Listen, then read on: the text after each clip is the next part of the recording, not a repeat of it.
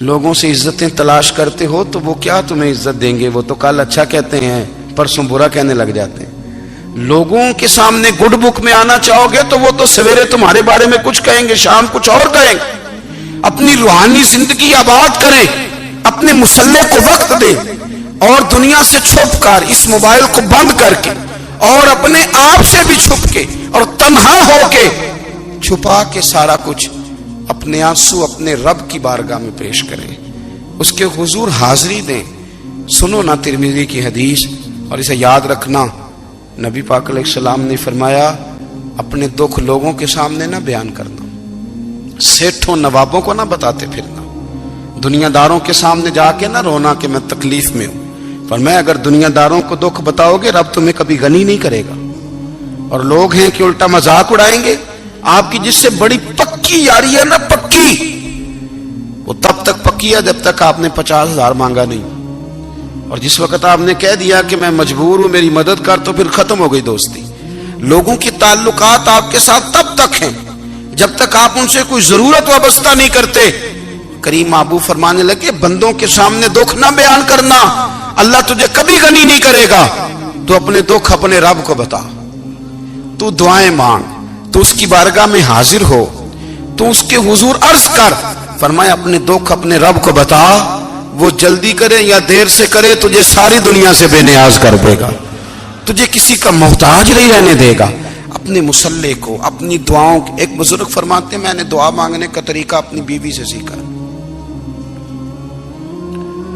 دعا مانگنے کا طریقہ اپنی، سیکھنے والے تو اپنے بچوں سے بھی سیکھ لیتے ہیں، سیکھنے والے تو ہر ایک سے سیکھتے ہیں۔ وہ کہتے ہیں میں نے دعا مانگنے کا سلیقہ اپنی بیوی سے سیکھا ہے۔ حضرت وہ کس طرح؟ فرمانے لگے میری بیوی نے نا مجھے کوئی کام بتایا، کچھ پیسوں کی ضرورت کے لیے کہا، تو میں نے اسے کہا کہ بھئی ابھی میرے پاس نہیں ہے، کچھ دنوں میں آتے ہیں تو میں دے دوں گا۔ عورتوں کی عادت ہوتی ہے وہ بار بار یاد کراتی ہیں، 2-4 دنوں کے بعد پھر اس نے کہا حضرت وہ میں نے کہا تھا کچھ پیسے، میں نے اسے کہا کہ ابھی میرے پاس نہیں ہے، کچھ دنوں میں ملتے ہیں تو میں تمہیں دے دوں گا۔ اس نے کچھ دنوں کے بعد پھر کہا حضور وہ میں نے کچھ پیسے کہے تھے۔ فرماتے میں نے ڈانٹ دیا، میں نے کہا کہ کیا تو روز مجھے شرمندہ کرتی ہے، کہا نا میرے پاس نہیں ہے، ہوں گے تو دے دوں گا، تو روز یاد کراتی ہے۔ فرماتے ہیں اس نے پہلے تو میری ڈانٹ کو سہا، پھر میرے سخت جملوں نے اس کی آنکھوں میں آنسو پیدا کر دیے، پھر اس نے اپنے آنچل میں اپنے اس دکھ کو سمیٹا، اور پھر اس نے ایک جملہ کہا تو میں رو پڑا، اور مجھے اپنے رب سے مانگنے کا طریقہ آ گیا۔ مجھے کہنے لگی حضرت جی آپ نے ڈانٹ دیا میں نے سہ لیا، پر آپ ہی میرے شوہر ہیں، بتائیں نا آپ سے نہ کہوں تو میں کس سے جا کے کہوں۔ فرماتے ہیں میں رو پڑا، اور میں کھل کے رویا، اور میں تڑپ کے رویا، اور پھر میری سسکیاں بند گئیں۔ تو مجھے کہنے لگی آپ کو کیا ہوا؟ میں نے کہا مجھے بھی دعا مانگنی آ گئی ہے، جب میں اسے کہوں گا نا اللہ تو ہی میرا رب ہے، میں تجھ سے نہ کہوں تو میں کس سے جا کے کہوں؟ میں کیوں کسی بندے سے سوال کروں؟ میں کیوں کسی دنیا دار سے کہوں؟ میں تیرے بندوں کا، نیک بندوں کا وسیلہ لے کے، تیرے محبوب کی غلامی لے کے تیری بارگاہ میں آئیں، تجھ سے نہ مانگوں تو کس سے مانگوں؟ سمجھ آ گئی ہے؟ جب میں اس رنگ میں مانگوں گا تو پھر رب میرے اوپر بڑا ہی فضل فرمائے گا، وہ میرے اوپر بڑی رحمت کرے گا، وہ میرے لیے آسانیاں کرے۔ عزیز دوستو ہم اس طرح کرنے لگ گئے ہیں کہ ہم نے نا اپنے تعلقات پر اعتماد کرنا شروع کر دیا ہے۔ میرے تعلقات بہت ہیں، ہم نے اپنی دولت پر اعتماد کرنا شروع کر دیا ہے، میرے پاس دولت بہت ہے۔ ہم نے اپنے علم پر، اپنی شہرت پر اعتماد کرنا شروع کر دیا ہے کہ میرے پاس فلاں چیز بہت ہے۔ یاد رکھنا جب بے نیاز اپنی صفت بے نیازی دکھاتا ہے تو بڑی بڑی دولتوں والے مجبور نظر آتے ہیں۔ بھائیو جب انسان کا رشتہ اپنے مالک کے ساتھ ہوتا ہے پھر تو غم بھی کچھ نہیں کہتے، پریشانیاں بھی کچھ نہیں کہتی، پھر تو زندگی صبر والی، پھر تو زندگی توکل والی، پھر تو زندگی بھروسے والی، پھر انسان اپنے آپ کو رسوا نہیں کرتا۔ دنیا داروں سے امیدیں اس کی ختم ہو جاتی، امیدیں اللہ رسول سے لگا لیتا ہے، مضبوط ہو جاتا ہے، مضبوط، طاقتور ہو جاتا ہے، خوددار ہو جاتا ہے، باوقار باعزت ہو جاتا ہے۔ حضرت بہلول دانا رحمت اللہ علیہ بیٹھے تھے تو ہارون رشید حج کر کے آ رہا تھا، تو رستے میں حضرت شیخ سے ملاقات ہو گئی تو السلام علیکم کے بعد کہنے لگا حضور کوئی حکم ہو تو بتائیے گا. تو حضرت بہلول دنا فرمانے لگے تیرا رب کون ہے؟ اس نے کہا اللہ. تو فرمایا میرا کون ہے؟ کہا اللہ. فرمانے لگے تو بڑا ہی بیوقوف ہے، کیا تو یہ سمجھتا ہے کہ رب ہارون رشید کو تو دے گا اور بہلول دانا کو بھول جائے گا؟ تیرا بھی وہی رب ہے، میرا بھی وہی رب ہے. اس نے اگر تجھے دے کے آزمایا ہے تو ہو سکتا ہے مجھے نہ دے کے آزما رہا ہو. جب اس کی حکمت کے تقاضے ہوں گے تو عطا کرے گا اور دے گا. تو جا اپنا کام کر. بھائی اپنی روحانی زندگی، اپنی عبادات، اپنے وظائف، اپنے روزمرہ کے معاملات، اپنی دعائیں، اپنا استغفار. دیکھو کوئی مشکل کام تو نہیں 2 رکوع ہیں سورہ واقعہ کہ اگر رات کو پڑھ لی جائے تو. میں کس طرح یہ بات بیان کروں کہ تعویذ بانٹنا آسان ہے اور وظیفہ بتانا مشکل ہے. سارا دن تعویذ بانٹیں تو لوگ لینے کو تیار ہیں، اور اگر آپ وظیفہ بتائیں تو کہتے ہیں تو مشکل کام ہے. او خدا کے بندے، اگر آپ کا تعلق قرآن پاک کے ساتھ مضبوط ہو، قرآن پاک کے ساتھ اگر آپ کا رشتہ ہو، لوگ سفارشیں ڈھونڈتے ہیں نا دنیا میں کوئی تعلق مل جائے تو میرا کام ہو جائے. دنیا میں اتنا مشکل معاملہ ہے، آخرت میں مجھے بتائیے گا کتنا مشکل معاملہ ہوگا. میرے نبی پاک صلی اللہ تعالی علیہ وسلم نے فرمایا جو لوگ سورہ ملک پڑھا کرتے تھے نا، سورہ ملک، یہ سورت ملک قیامت میں ان کی سفارش کرے گی، اور اس طرح کرے گی کہ کہے گی اے اللہ یہاں اس بندے کو جنت میں داخل کر دے یا مجھے قرآن پاک سے علیحدہ کر دے. تو رب فرمائے گا جا اس کا دامن تھام کے اسے جنت تک پہنچایا. آپ بات کو سمجھیں، جب آپ کے تعلقات اپنے معاملات کے ساتھ مضبوط ہوں گے. یہ نبی کریم نے وعدہ کیا ہے کہ تو سورت واقعہ پڑھ تیرے گھر میں فاقہ نہیں آئے گا. حضرت عبداللہ ابن مسعود رضی اللہ تعالیٰ عنہ بیمار تھے تو حضرت عثمان غنی رضی اللہ تعالیٰ عنہ تیمارداری کے لیے تشریف لے گئے اور جا کر کے کہا کہ آپ بڑے بیمار ہیں، آپ کی بیٹیاں زیادہ ہیں، میں چاہتا ہوں کہ خزانے میں سے کچھ مدد کروں. تو سیدنا عبداللہ ابن مسعود رضی اللہ تعالیٰ عنہ اٹھ کے بیٹھ گئے اور کہنے لگے امیر المومنین، اللہ آپ کو میری طرف سے، میری بیٹیوں کی طرف سے بہتر صلہ دے. میری بیٹیوں کو کسی خزانے کی ضرورت نہیں، میں نے انہیں خزانہ دے دیا ہے. کہا جناب آپ نے کون سا خزانہ دیا ہے، میں آپ کے مالی معاملات کو جانتا ہوں. تو فرمانے لگے امیر المومنین، میرے نبی کریم نے فرمایا ہے جو سورت واقعہ پڑھے اسے کبھی فاقہ نہیں آتا. میں نے بیٹیوں کو یاد کرا دی ہے، یہ خزانہ میں نے انہیں دے دیا ہے. وہ سارے والدین سنیں جو بیٹیوں کے لیے پریشان رہتے ہیں. حضرت عبداللہ ابن مسعود نصیحت کر رہے ہیں، فرمانے لگے میں نے سورت واقعہ یاد بھی کرا دی ہے، پڑھنے کی عادت بھی ڈال دی ہے. حضور نے فرمایا ہے جو سورت واقعہ پڑھے اسے فاقہ نہیں آتا. کہنے لگے چاند تو اپنی جگہ چھوڑ سکتا ہے، سورج گر سکتا ہے، تارے ٹوٹ سکتے ہیں، پر مدینے والے رسول کی بات غلط نہیں ہو سکتی. حضور نے فرمایا فاقہ نہیں آئے گا تو انشاءاللہ کبھی بھی نہیں آئے گا. کرنے کا کام یہ ہے کہ ہم اپنے معاملات، اپنی عبادات، اپنی دعائیں، کبھی 10 منٹ عادت ہو جائے نا دعا مانگنے کی علیحدہ سے رات کو. حضور نے فرمایا جو فرض نماز کے بعد دعا مانگے اللہ اس کی قبول کر لیتا ہے. نبی پاک صلی اللہ تعالی علیہ وسلم نے فرمایا اللہ مسافر کی دعا قبول فرماتا ہے. حضور نے فرمایا اللہ مظلوم کی دعا قبول فرماتا ہے. حضور نے فرمایا بیمار سے دعا کراؤ اللہ اس کی دعا قبول فرماتا ہے. میرے نبی پاک نے فرمایا ماں باپ جب بھی اولاد کے لیے ہاتھ اٹھائیں، ویسے تے بلے شاہ تو آسمانی اٹھ دیا ہی پھڑ دیں، جڑا گھر بیٹھا انہوں پڑھیا ہی نہیں. حضور فرمانے لگے ماں باپ جب بھی اولاد کے لیے دعا فرمائیں اللہ ان کی دعا کو قبول کرتا ہے. آپ اپنا تعلق بنائیں دعا کے ساتھ، عبادت کے ساتھ، مصلی کے ساتھ رشتہ بنائیں، استغفار پڑھیں. صلاح الدین ایوبی صلیبی جنگوں میں تھے، رات کو مسجد اقصی میں نماز پڑھی تو پریشان تھے. ایک بزرگ سے ملاقات ہوئی تو وہ کہنے لگے کہ آپ بڑے پریشان ہیں. کہنے لگے حضور پریشان اس لیے ہوں کہ پہلے ہی مسلمان کمزور ہے، اب میں نے سنا ہے دشمن کا ایک بحری بیڑا وہ جنگی سامان سے بھرا ہوا آ رہا ہے، تو اب ان کے پاس اور تلواریں اور نیزے آ جائیں گے، مسلمانوں کے پاس پہلے ہی وسائل کی کمی ہے، پریشان ہو کس طرح کر کے مقابلہ کریں گے.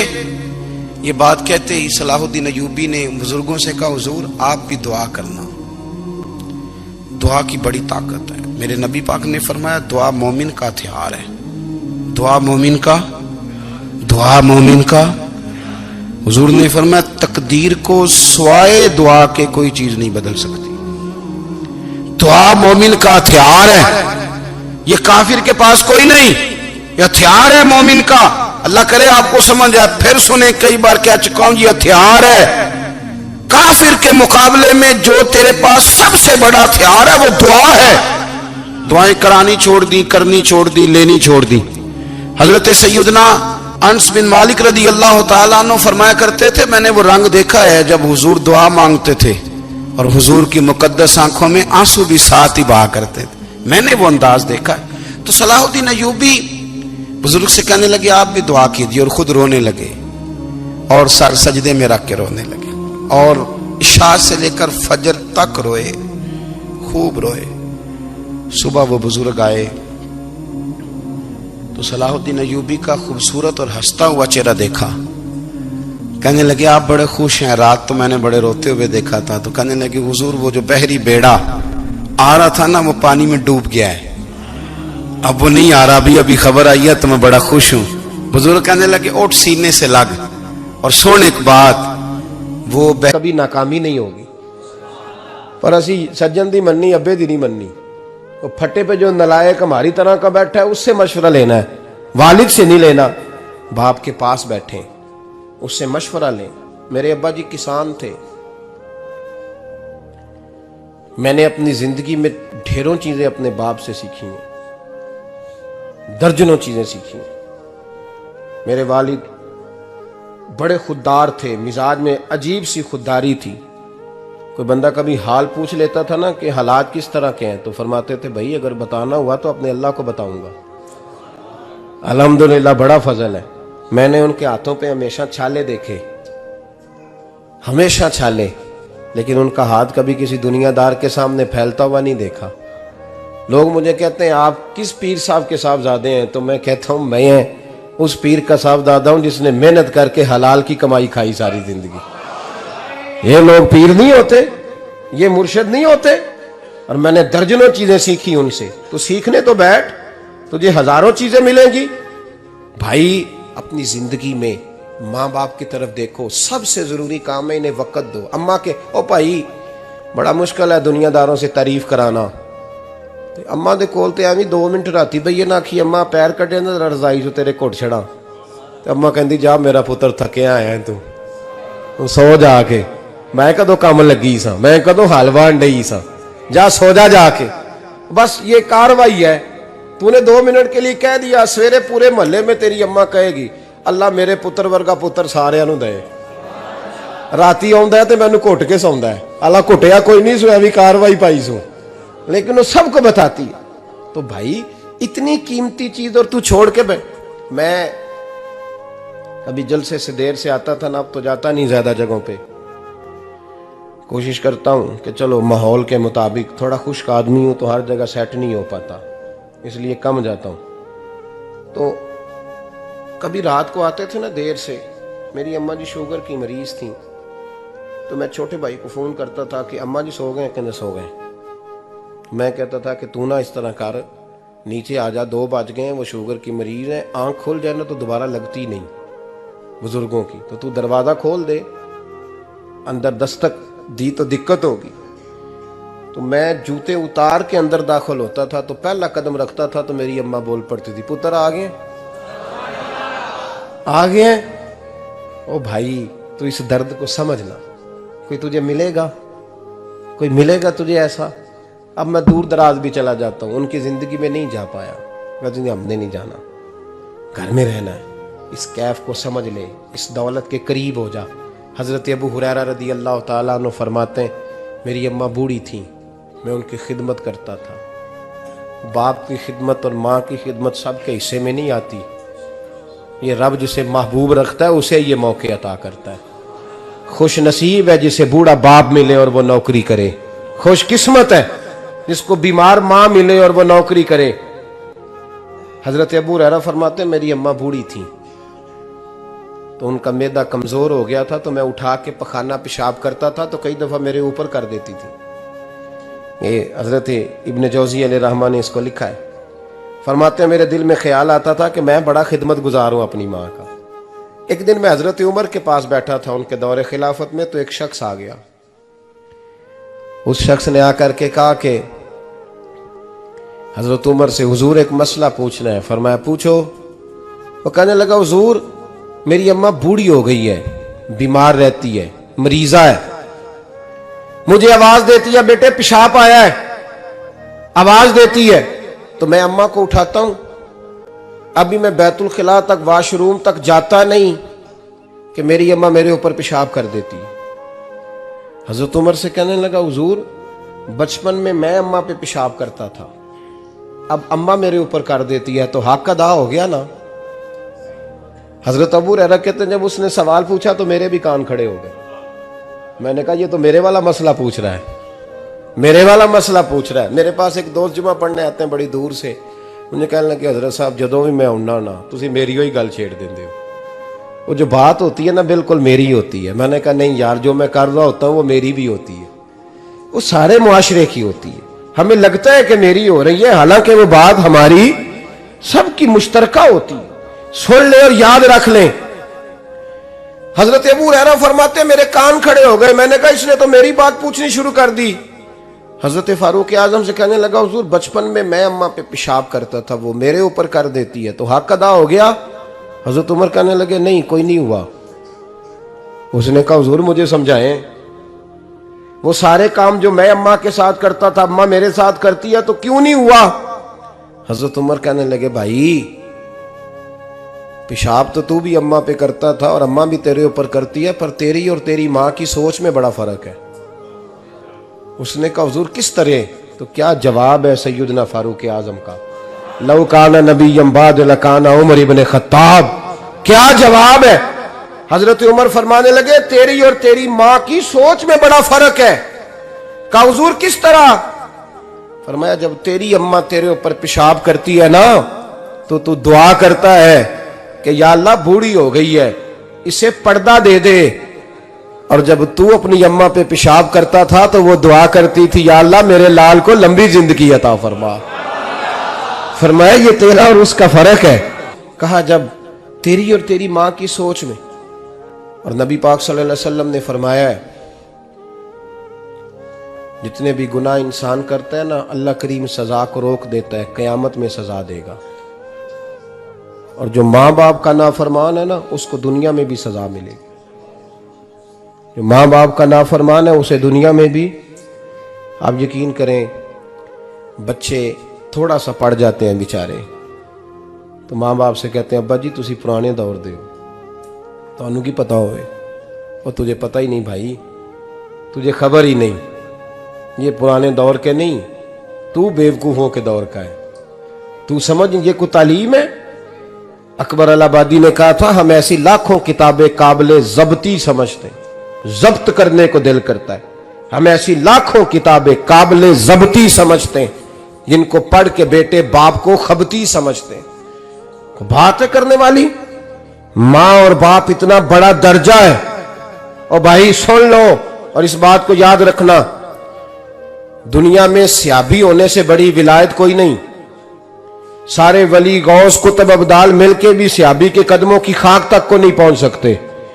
لیکن حضرت اویس کرنی سیابی نہیں بن سکے صرف اپنی اماں کی وجہ سے.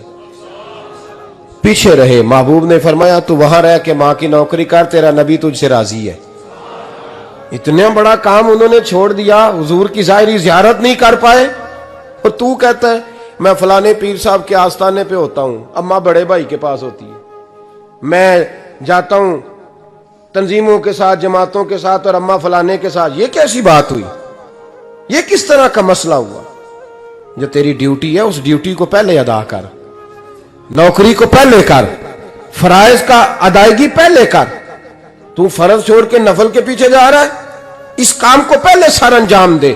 میرے نبی پاک صلی اللہ علیہ وسلم نے فرمایا والدین کے نافرمان کو دنیا میں سزا ملتی